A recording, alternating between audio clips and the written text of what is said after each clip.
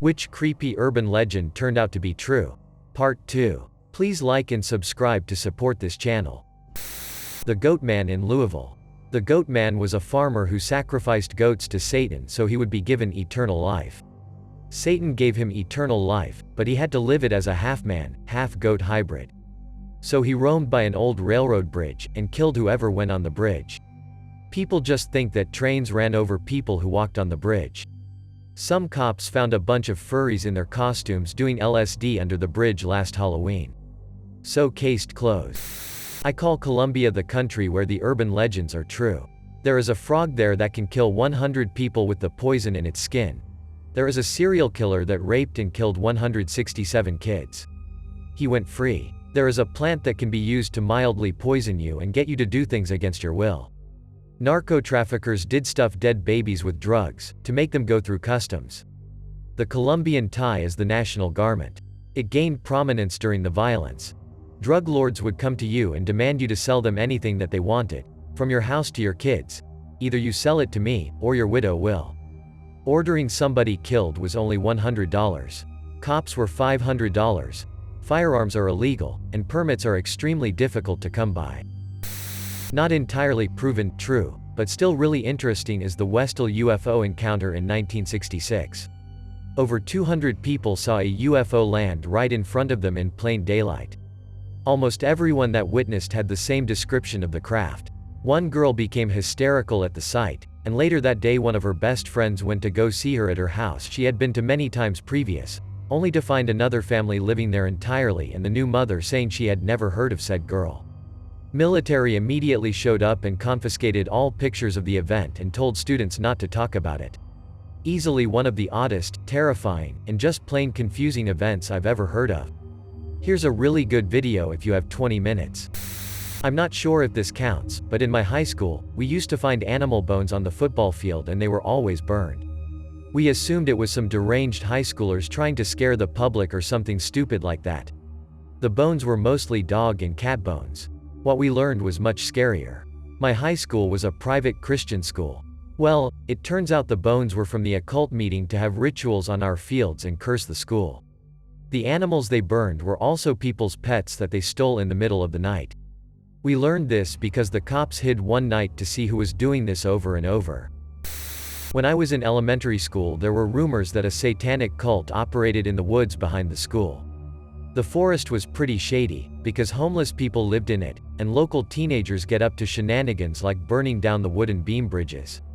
Because of this, most parents told their kids to stay away from the woods, and most kids were afraid to go into the woods. Kids at the school started saying that the satanic cult skinned stray cats alive and sacrificed people they caught wandering in the woods at night. One day someone found a satanic summoning circle in a clearing, with the parts of baby dolls cut up and hung in the trees, covered in blood. Police were called, and it turned out that the blood was fake, but they never figured out who did it. Recently I found out that a photography student who had gone to my high school years prior had created it. He set it up for a photography shoot.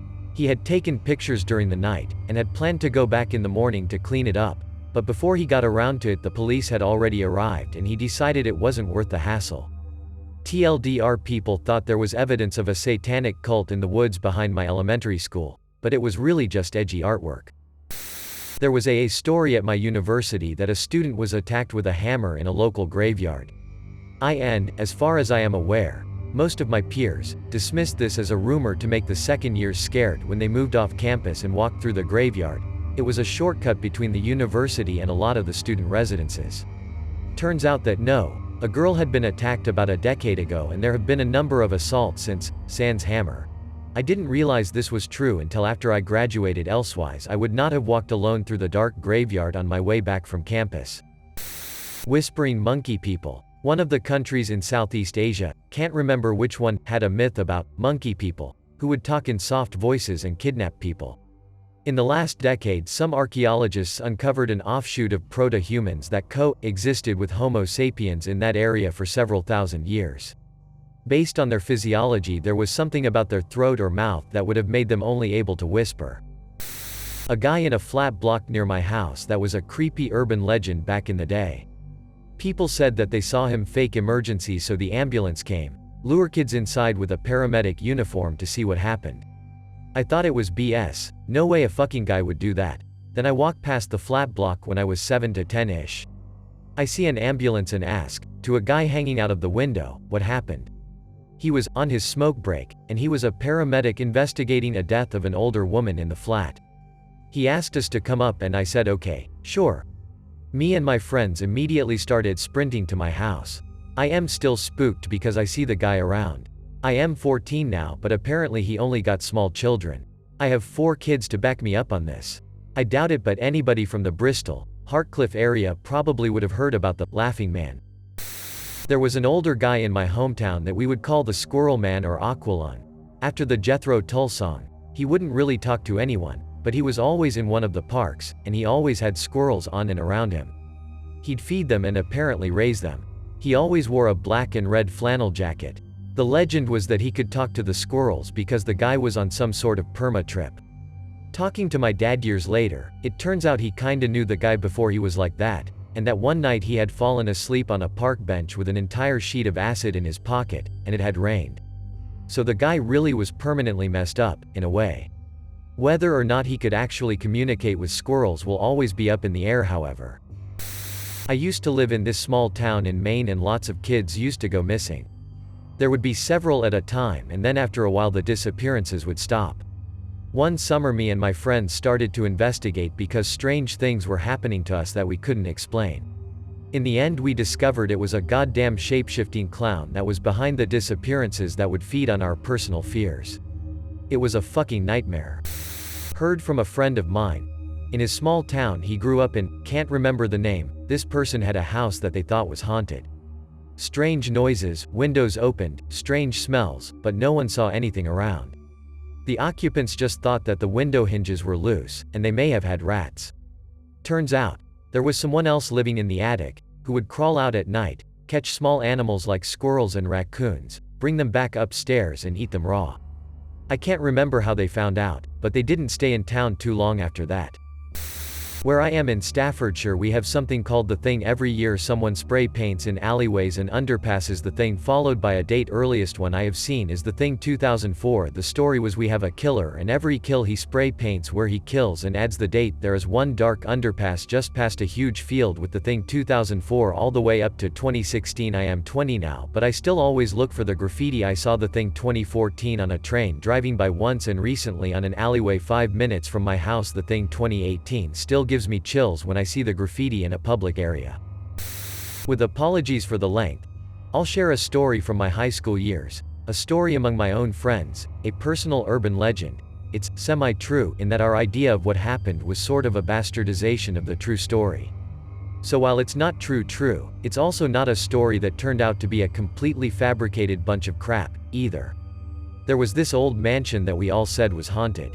It was the kind of place where teenagers would try to break in on Halloween. It was a seriously messed up place. It looked like an old mental institution, with bars on the windows, and the front yard was all run down. At the back was a huge built-in greenhouse, all glassed in, that overlooked the little bay inlet there. Anyway, you didn't have to hear stories about it, true or otherwise, to get the sense that this wasn't a happy place or a place you wanted to be. Various people lived there at various points during the time I was aware of it, and the story I heard was during at least some of this period. People lived there for free, they only had to maintain the house and I guess pay utilities. Even still, people never lasted long. We liked to think it was because it was haunted, but in reality, it was probably because the place was a dump, and the kinds of people you'd get to be caretakers of your creepy dump of a mental institution are probably not the most reliable, sober, etc. Anyway, the story we used to tell among ourselves, not the actual truth, was that the guy who'd lived there had picked up a few hitchhikers, like in their teens or early 20s, and let them stay at his house. He turned out to be a psychopath, though, and ended up brutally butchering them all with a knife, largely in the greenhouse section, leading to this terrible image of a poor innocent victim being hunted among tall plants, with no real escape. The real story was that the man who'd lived there did pick people up and bring them home, notably, young men from the gay district, and that he was a pretty awful guy. But it was the young men who killed him with the knife, in the front hall, a la Clue. I wanted the real story back then, but without the internet, it was hard. I figured I'd have to go find microfilm of it or some shit. Now I can Google it. There are photos of the crime scene, blood and stuff written on the walls, all that. When I knew the place, his estate still owned it but couldn't get rid of it. In the end, the whole lot was sold and condos were built. I assume those condos are haunted. Closing parenthesis. The Bunnyman Bridge. Which is somewhat true, edit, by somewhat true. I mean it has a kernel of truth. The legend is below, from the Creepypasta Wiki. Greater than back in 1903, deep in Clifton, there used to be an asylum buried deep within the wilderness of Clifton. Pretty soon after the Civil War, people started inhabiting the area, population-wise around 300 or so. It was a very small town. Nonetheless, people didn't like the idea of having an asylum miles down the road, so they all got together and signed a petition for the asylum to relocate elsewhere. The petition passed and a new asylum was built, which is now known as Lorton Prison, a temporary facility for convicts to stay in until they are appropriately sentenced. Greater than in the autumn of 1904, the convicts were gathered and piled into the bus, used to transport them to Lorton. Somewhere during the drive not too far from where they left, the driver had swerved to avoid something and the bus had started to tip, and soon was rolling in a terrible collision course. Greater than most of the convicts were injured, but managed to escape the bus and had fled into the night towards the woods. The next morning, a local police investigation had begun, and they begun rounding up the escaped convicts. Hours turned into days, days into weeks, weeks into months. Everyone was recovered after 4 months except for 2 people, named Marcus A. Walster and Douglas J. Griffone. During the search for both men, the police found dead rabbits, all of them half-eaten and dismembered, every now and then along their search. Greater than finally, they were to find Marcus dead by the Fairfax Station Bridge, now known as Bunnyman's Bridge. In his hand, he held a man-made hammer, knife-like tool, made with a sharp rock and a sturdy branch as a handle. They thought nothing of it, and didn't care how he died, only that he was apprehended and they no longer had to worry about him. They had a name for Marcus, but later on they would realize they had named the wrong person the Bunnyman. Greater than still searching for Douglas, they kept on finding dead half-eaten rabbits every so often while the search went on. Eventually, they were to name Douglas the Bunnyman from then on. Greater than months passed by and the police gave up their search. Everybody assumed the Bunnyman was dead by now, if not gone, so they went on with their small-town lives. Come October, people started seeing dead bunnies reappearing out of the blue, and starting to fear the unseen.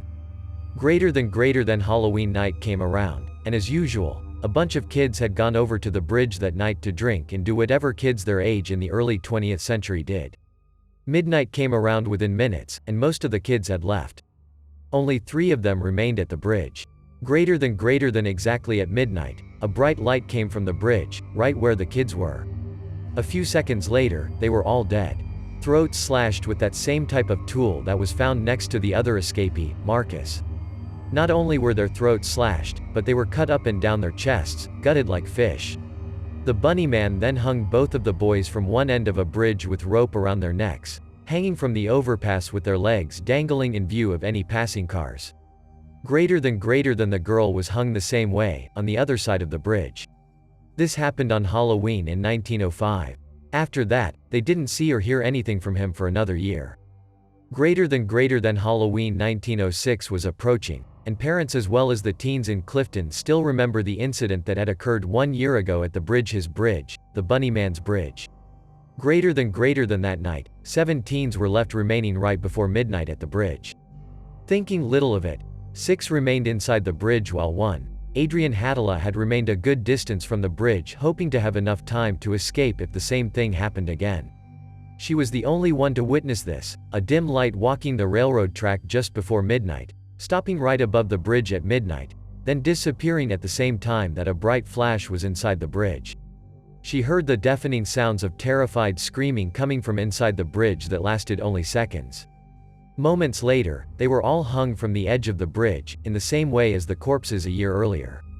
Greater than horrified, she ran home, and refused to tell all of what she saw, just spattered words mixed with incoherent mumblings that the people of her town had to put together to come up with her story.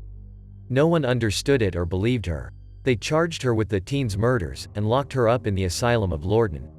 In 1913, the same thing happened with 9 teenagers, this time on a Halloween night once again. Greater than Adrienne was still locked up.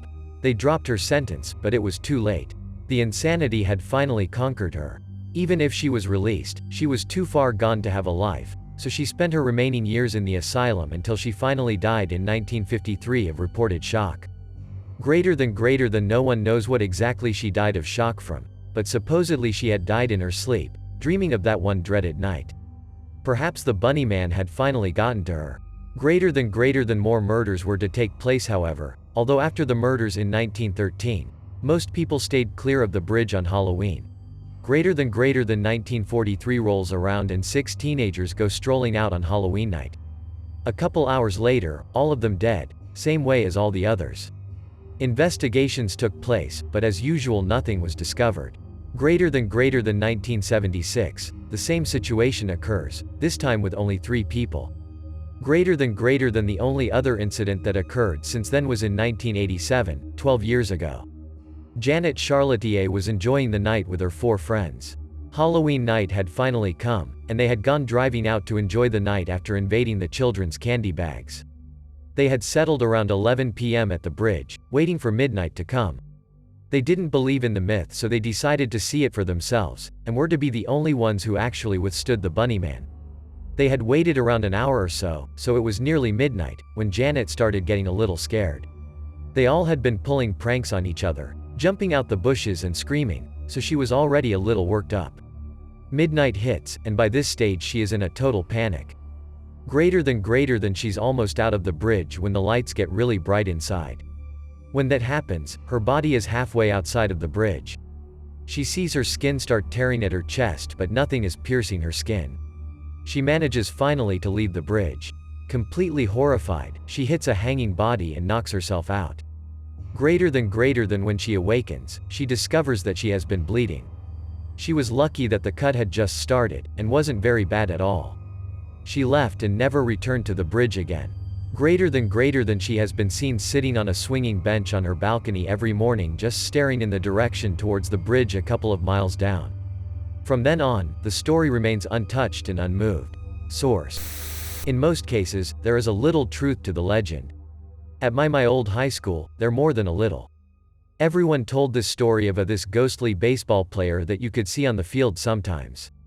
Fun context: my graduating class was about 120 people, so it's a pretty small school, and all the building are facing the baseball field. This made it extra creepy because you were always so close to the ghost.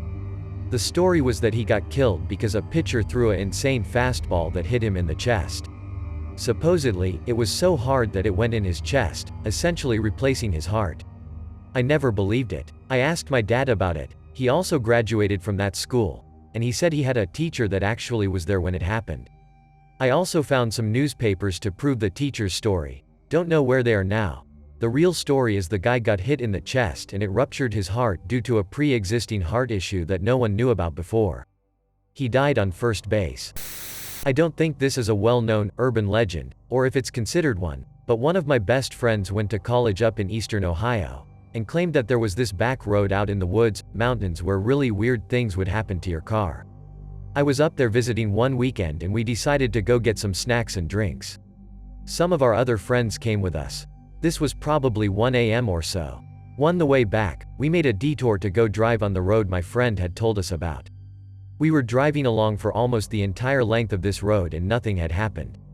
Then, right as we pulled up to the stop sign at the end of the road to head back, the engine shut off, all the interior lights came on, and the doors slid open. It was a Ford minivan.